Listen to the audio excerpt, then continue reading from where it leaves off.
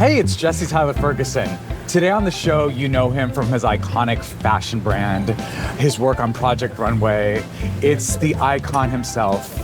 It's Michael Kors. When I was doing Project Runway, I remember thinking, I don't know, like reality television, fashion, are they going to eat insects? What are they going to do? I don't want this to be a joke. This is Dinners on Me, and I'm your host, Jesse Tyler Ferguson. So today we're at Café Commerce on the Upper East Side. This place is very New York. It's very chic. There's only 15 tables inside. Chef Harold Moore has done an incredible job of combining American classics with a French twist. So, it's like gonna be the best sandwich you've probably ever had. I'm eyeing the chicken salad. I've also heard a legend of this birthday cake that I might have to order. It also happens to be one of Michael Kors' favorite places to come. So I thought this would be a great place to sit down and have a conversation with the New York icon himself, Michael Kors. All right, let's get to the conversation.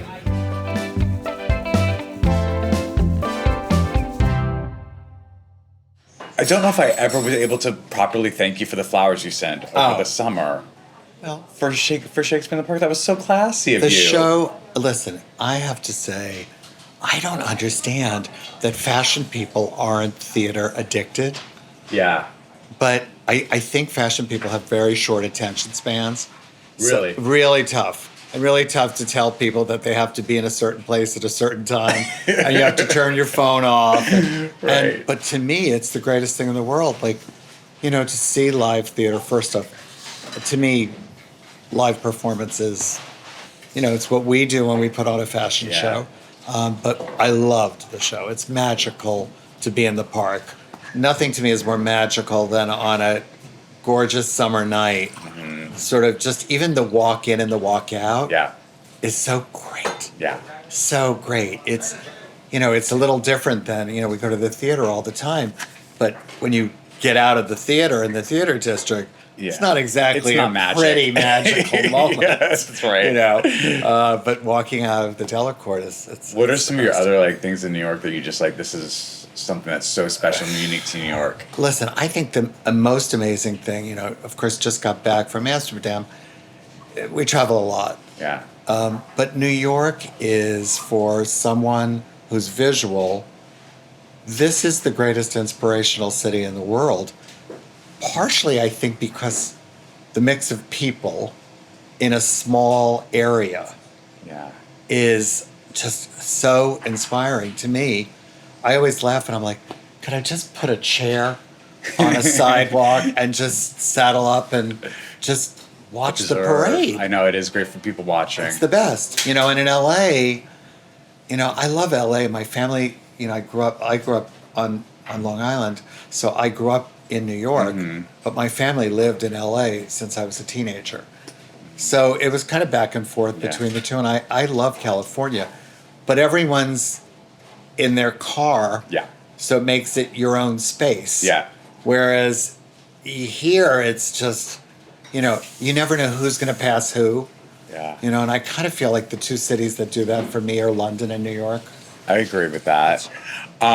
Did you come into the city a lot when you were a kid? Oh my God, like crazy. Yeah. I mean, I think what's funny about it now, I think, when I was really young, I did some child modeling. Yes. And so I would mostly television commercials, and we took the train in together. And how crazy is this? A 5-year-old, I had to go to a casting, but she had to go to a casting also. So she put me in a taxi by myself, gave the cab driver the name of the address where I was going to the casting, right? And then, this is nuts. Then I get there, my agent is there. The agent walks me in, and then my mom got there 20 minutes later or whatever. Right. If you did that today, you'd get arrested. Oh, absolutely. It's child abuse. Yeah, that's crazy. It's child abuse. But I grew up. But I hear these stories, I have friends who grew up in New York, and they always refer to New York as kind of like their playground and like the I mean, listen, I mean, being put in a taxi is much different than like being on the street and like having the doorman of the building sort of like keep an eye on you. But But you know, there was a sense that it was a community.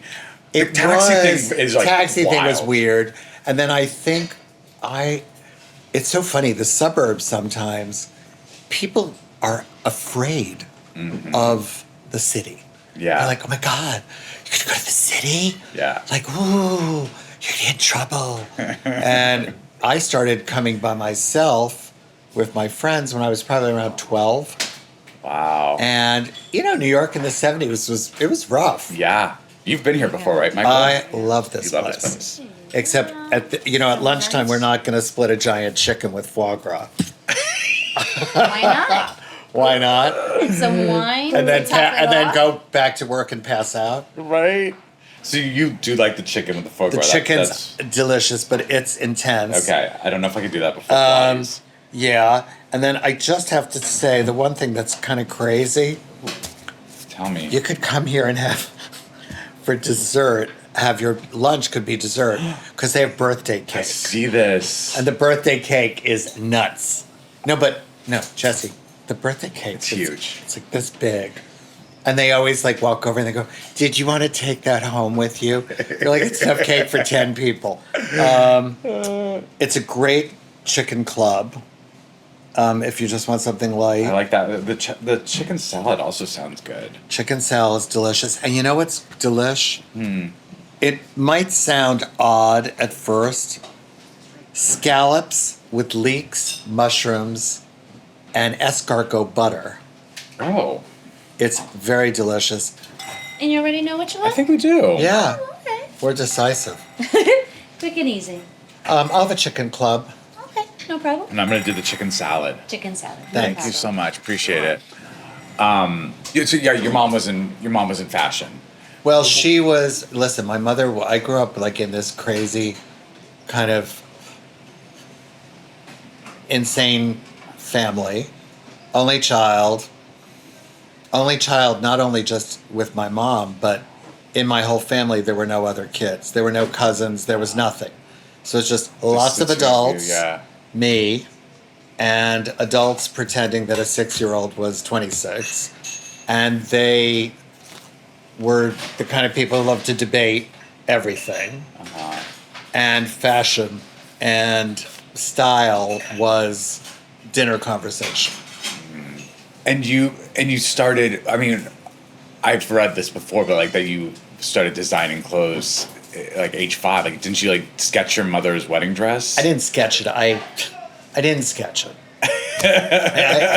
Listen, Because I know what my 5-year-old would draw. I was like, they had a lot of God. faith in me, but no, I didn't. No.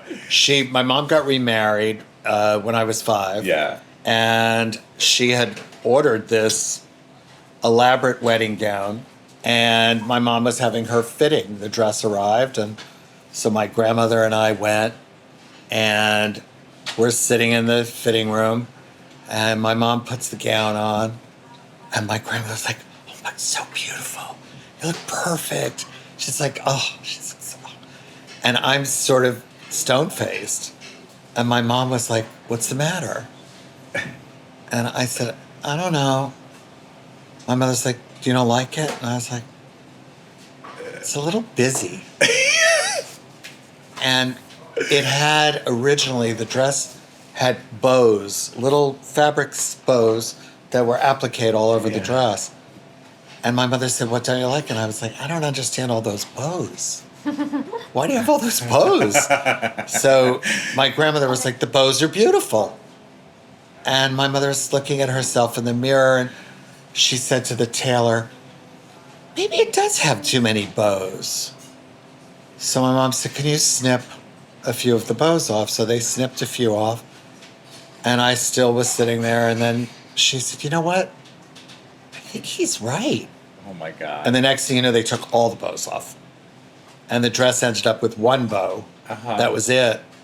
And I think my grandmother was kind of ticked off because she was like, "Why are you listening to a child? Right. What does he know?" And my mother always told me later that she knew that I was sort of always observing things. Yeah.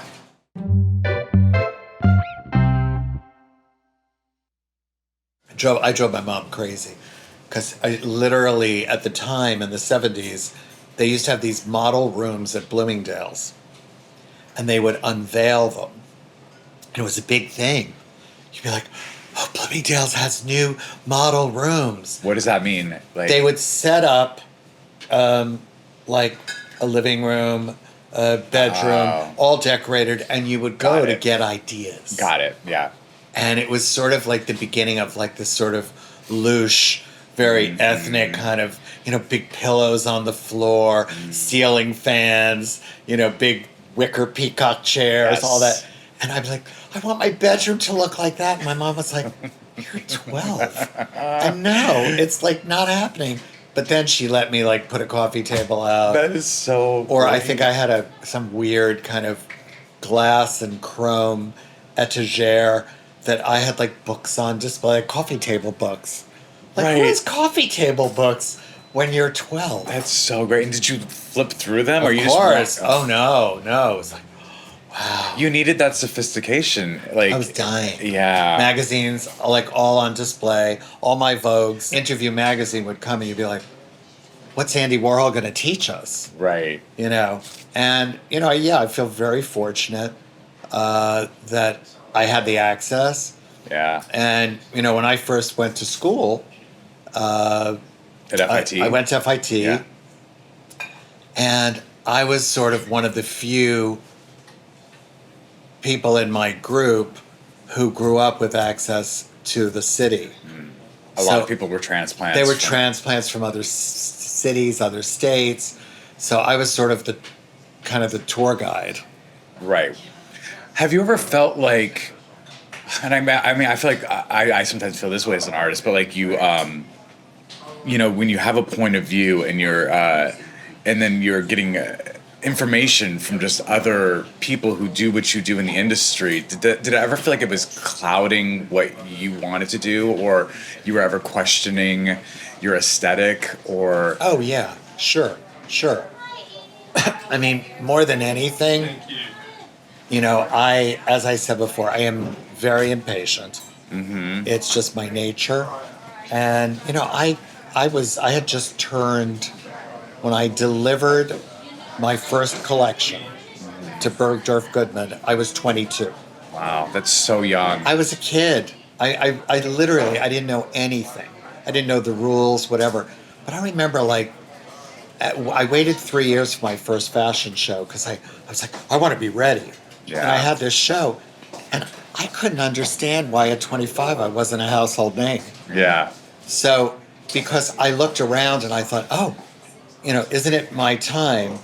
And I now, of course, realize how lucky I was that I wasn't a household name. Who were the other people that maybe you were comparing yourself to at that time? Oh, at that time?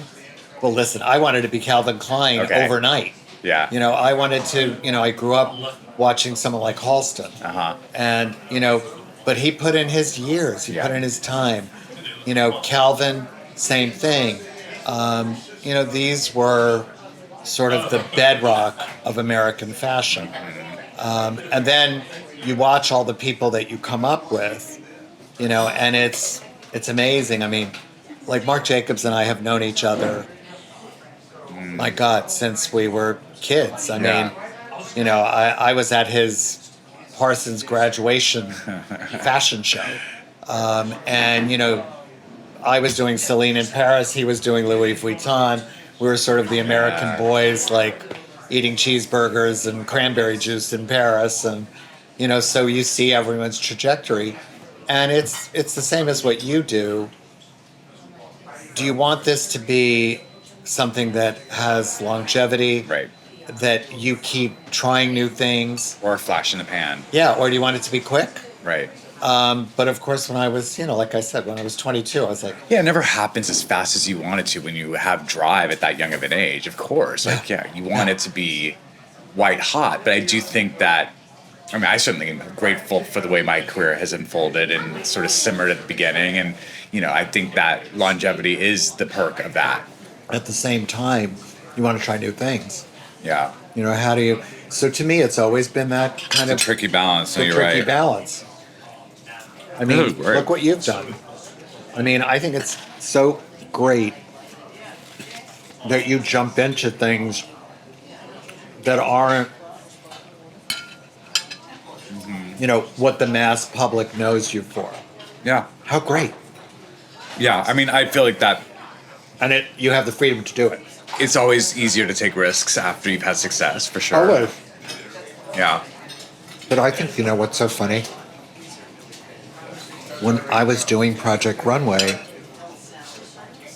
initially, I remember thinking, I don't know, like reality television, fashion, are they going to eat insects? What are they going to do? Well, I was like, this was right after Top Model had kind yes, of taken exactly. So I was like, I don't want this to be a joke. off. Right. This is something that I It's love. very important to you. It's your It's industry. important to me.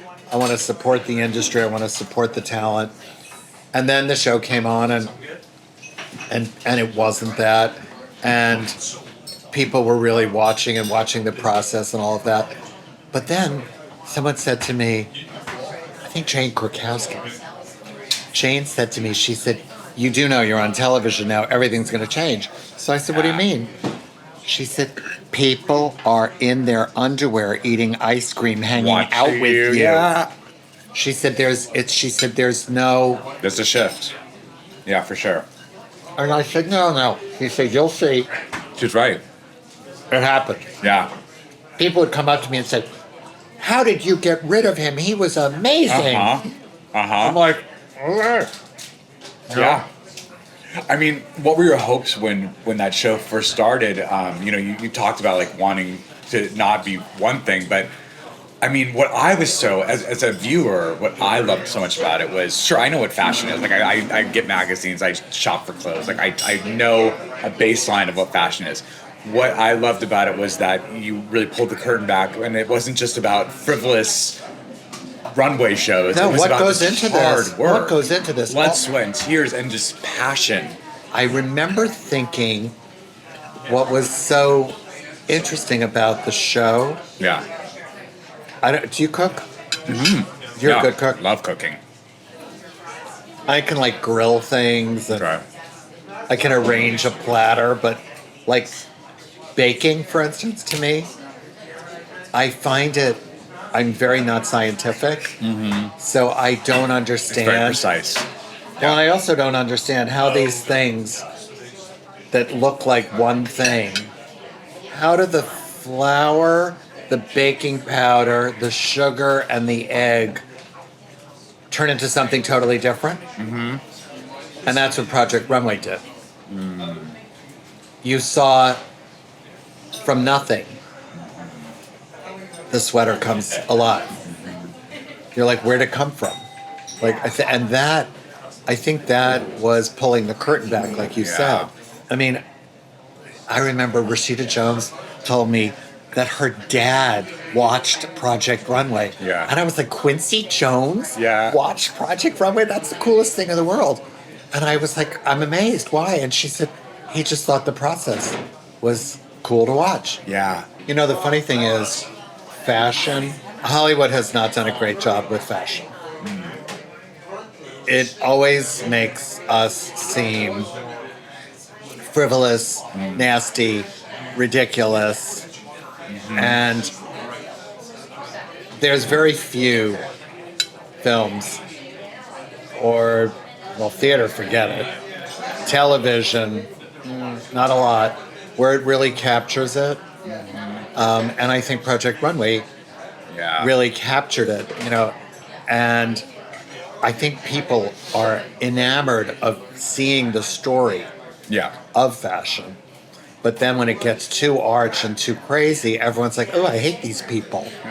Like they're horrible, and there are some horrible people. Well, what did you think of, like, for example, like, since you're talking about pop culture and just like how fashion represented, like, for example, The Devil Wears Prada? So much fun. It's so much fun, right? So much fun. Yeah. But listen, I remember going to see The Devil Wears Prada, and Lance and I go into the theater, and the movie starts, and within the first 5 minutes, it's RSVP to the Michael Kors party, and make sure the car is there 10 minutes later, blah, blah, blah. And I had no idea. I had no idea. And I remember the next time I saw Anna, I said to her, I said, at least I was in the first 5 minutes. And she laughed at me and she said, yeah, it was good placement. Yeah. So I said, yeah, I'll go with that. And then Meryl was wearing a Michael Kors suit in one of the first scenes. I think that the funny thing about the movie is obviously it's not a documentary. Right. Did it capture a moment in New York and the fashion world? It did. Yeah. When I think about Devil Wears Prada, the photo shoot that Stanley Tucci is, they're dressed up as animals in Central Park, whatever. The reality is, like, there are these insane fashion shoots that have always gone on, and maybe it's not animals in Central Park, but they're pretty wacky. Right. And when you watch a shoot, like whenever we're on location and we're shooting a campaign or something, and I always see like crowds will be gathering around, and I know that they all must be like, what are all these people doing? And, the whole scene of like the belt, they're so different. Well, Lance and I sometimes laugh at work. We'll be like, I don't know. Should the neck come in like, I don't know, like a quarter of an inch? And most people would be like, it looks fine. Yeah. What are you talking about? So yeah, the movie captured that. Yeah.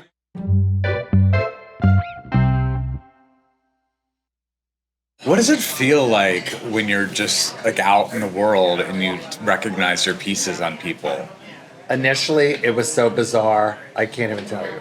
I imagine it's like being I hear like, singers and songwriters who hear their in the music elevator for the first time in the elevator or in something. the supermarket. Yeah.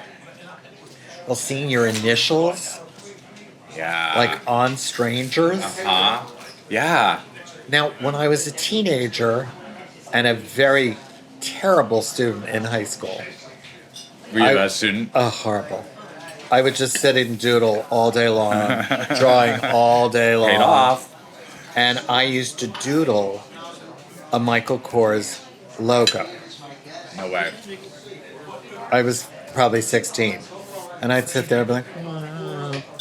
And what we use as our logo for handbags is a cousin of what I doodled originally. So when I see it, when I first saw it, I'd be like, wow, like I can't believe it. Yeah. And now it's enough time has elapsed that, I've had situations where someone I was in South Africa and I had to give this woman my passport and she looked at it and she said, how long have you worked there? Oh my God. And I said, work where? And she said, you work at Michael Kors. Wow. And I said, no, I'm Michael Kors. And she looked at me and she goes, you're a person? She had no idea. That's incredible. She thought, it's kind of like in Back to the Future. Yeah. When Leah looks and she thinks that his name is Calvin Klein. Right. Like, no, there's a person. Yes. And I do think people sometimes think that you're just this brand. And no, there's a person behind the brand. But I still get excited. I still get juiced. I still count handbags. I'm walking through an airport. I'm like, oh, 1, 2, 3. Okay, shoes. I mean, we had a thing that we did for a while. It was called Fashion's Night Out. I remember this, yeah. And we did I think we did 3 or 4 times. And some of it was wild. Some of the stuff we did was crazy. I mean, me singing Defying Gravity was not pretty, especially with Adina. And I kept saying to her, I can't do this. She's like, I'm covering you. Don't worry, it's fine. Oh my God. But we had one where I went to Macy's, but not Macy's here in Manhattan. I went to Macy's in Queens. And we were supposed to, meet people and sign, I think, perfume bottles or something. And a woman came up to the desk where I was sitting, and she turned around and put her butt in my face and said, please sign my ass. No. And I was like, what? And she said, I'm wearing Michael Kors jeans. And I was like, what? And Anna Wintour was sitting next to me. And Anna looked at me and said, what are you going to do? I said, I'm going to sign her I ass. get a Sharpie. And I got a Sharpie and I signed her ass. And off she went. And Anna was like, is that the oddest thing that you've ever done? And I said, kind of, yeah. I said, but you know what? She's got a one-of-a-kind piece now. Right? It was amazing. It was crazy. Oh my God, that's incredible. Yeah. But I do get a rush when someone says, you know, oh, I've worn this and I've had it for 15 years. Yeah. You know, while we were in Amsterdam, we came back to the hotel and there were a group of people were coming in at the same time. And one of the women looked at me and said, oh my God, you're Michael Kors. And I said, yes, how are you? And she said, look what I'm wearing. And she had on a jumpsuit of ours that must have been 15 years old. Yeah. And I was like, she said, you know, I've had this forever and I love it. I love that. And it was great. I mean, it's great. Well, speaking of, like, how do you, what are your opinions on trends? Like, when you see big things happening in fashion, like, are you wary of them? Do you embrace them? I think again, you want to be aware and you have to know what's, for me as a designer, are there things that I find intriguing, that are appropriate, that I feel I can add something to that, I can put my spin on it, and is it appropriate to the people who wear what I design? Right. And if not, leave it behind. I mean, I was so crazily trendy when I was a teenager and a young adult. And then literally the minute I started my own business, I really realized I'm going to spend my energy and time thinking about what everyone else wears. Right. And I don't want to have to think about what I'm wearing. But you still want to look fabulous. Yeah, I want to look great, but I want it to be fast, expedient. It has to work for me. And yeah, there's subtle little shifts. Yeah. You know, the shape of your jean changes. Yes. The lapel on your jacket changes. Although I think the jacket I'm wearing today is like 23 years old. It's a great jacket. Why not?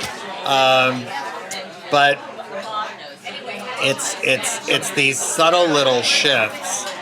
And you know, I've heard people say, oh, I'm never going to need another black jacket. And then suddenly you try a new one on and you're like, oh, Yeah. shape's different. Yeah. Proportions different. I've never had this fabric before. Oh, actually, You yeah. just feel different when you're You wearing feel different. it. Yeah. You put it on and isn't that what it's about? Yeah. And then some dessert. Well, he's got to see it. What do you want? What do you want me to see? You have to see a birthday cake. Oh, I want to see the birthday cake. Do you want any coffee or anything? I'll have another one of these. I'll take an espresso. Thank you. You and Lance were met when again? We met in 1990. Okay, so this is like right in New York. That was a crazy time. I mean, that was still. It was a very 1990 to me. From a business perspective, I was really starting to come into my own. Yeah. But from a personal perspective, it was a very tough time. I mean, AIDS epidemic was. I was just losing so many people in my life, people who were friends, people who were colleagues. Everywhere you went, I knew people who were so like over just the fear and the sadness that everyone started going to Miami, going to South Beach, because you could buy an apartment for like $45,000. Right. And say, to hell with it, I'm going to dance in my underwear and whatever, the world's going to burn, and have fun. And we started going down to Miami, and I was like, wow, you know, this is amazing. So there was that energy down there, which was so different than the heavy sadness that you felt in New York in the early 90s and the late 80s. But that's also. Didn't you also start working with God's Love We Deliver around that time? And Well, partially in a weird way. You know, I was young. My business was small. I didn't have any money.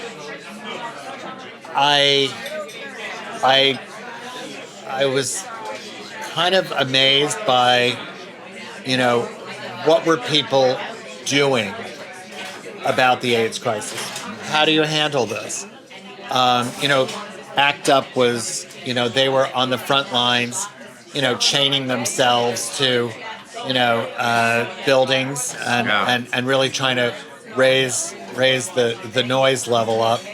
But everything seemed, I don't know, like you couldn't make this concrete difference. And I kept thinking, there's got to be something concrete we can do. If you're not wealthy, what do you do? Right. And I heard about God's Love We Deliver, and someone said, started in the basement of a church. This woman, Ganga Stone, she had a friend who was sick, and he couldn't cook. He couldn't prepare food for himself. And she was like, well, maybe there are other people like him. Yeah. And the next thing you knew, the kitchen started. And you're like, oh, I can deliver a meal. I can do that. And, you'd walk into someone's home, and obviously the food was a big part of it, but it was also human interaction and connection. Sometimes you're the only person they might have seen that day. Yeah. They don't see anyone. And now when I see what's happened with God's love through the pandemic, through the AIDS pandemic, through COVID, and now we're opening in Brooklyn. Incredible. We have the Michael Kors building in New York, which at the time we thought was enormous. Is that the one off of 6th? In Soho. Yeah. It's on 6th and Spring. Yeah. But when we first opened the building and renovated it, I remember thinking, wow, this is so big. This is going to be... And then, of course, the need just exploded.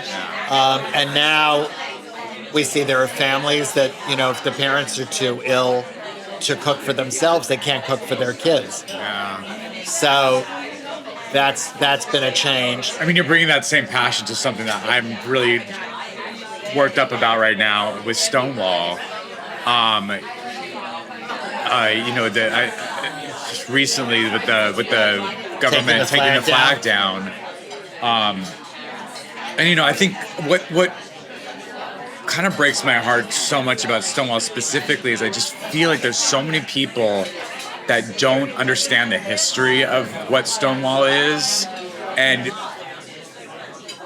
its presence in New York, I think, and also the visitor center that is connected to it is so vital. When we got approached, there was the discussion that the building where the Stonewall Inn was going to be turned into a nail salon or something. Yes, I remember this, yeah. And they said, wouldn't it be great if we could actually teach people what happened here?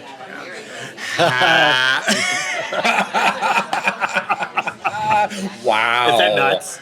How nuts? That's insane. Tiniest slice. It's the baby slice. It's a sliver. All right. Okay, I'm Your making podcast. a wish. You It's make my the wish. podcast. I wish for Sanity. the sanity in this world. Oh my God, it's beautiful. Isn't it? How do you go about eating it? Do you tip it? Well, I think we could stab it, or Yeah, do it. Do it. But God, this is the visitor center, insane. Jesse, was so important Yeah. to teach people what had happened here. And then, listen, when marriage equality passed in New York State, Lance and I were sitting on the sofa, and I literally, the banner came on the television, and I always said, I'm not going to go to another state. I am a New Yorker. Yeah. And when it passed here, I literally was like, okay, let's get married. We called our best friends, a couple, and we said, we're going to get married. Do you want to get married with us? 4 of us? And they were like, sure, of course. Where did we go? Immediately, we went to Stonewall. Wow. And so the power of it's remarkable. And so to see the perseverance, like, you want to take the flag down? No, we're going to put it back up. I mean, what I'm very excited about, we haven't really announced much of it yet. It's shocking to think that we don't have an LGBTQ plus museum. Well, guess what? We're going to have one. Oh, incredible. It's going to be at the New York Historical Society on Central Park West. Yes. And we are on the board. It's going to open in 27. That's great. And it is going to be not only here in New York, but the exhibits will actually travel. That's so great. It's so important. My God, that's so important. So we're pumped. And are they traveling to these, cities? Small cities. Oh, thank God! I'm so happy to hear this. Albuquerque. Yes, We're going. That's so important. Yeah, we're going. Because that's the thing. We're like, Yes. immediately, my reaction, I said, guys, I don't want this to just be Live New in York, New York. Los Angeles, That's and San so great. Francisco. So smart. So we're going everywhere. That's so important. Oh, this has been a fucking joy. Yeah. Thank you for doing It was a this. pleasure. I truly, thank you so much. This episode of Dinners on Me was recorded at Café Commerce on Manhattan's Upper East Side. Next week on Dinners on Me, you know him from The Big Bang Theory, and he's currently on The Audacity on AMC. It's Simon Helberg. We'll get into his scene-stealing brilliance on The Big Bang Theory and his transition from sitcom stardom to more nuanced characters on prestige TV and film.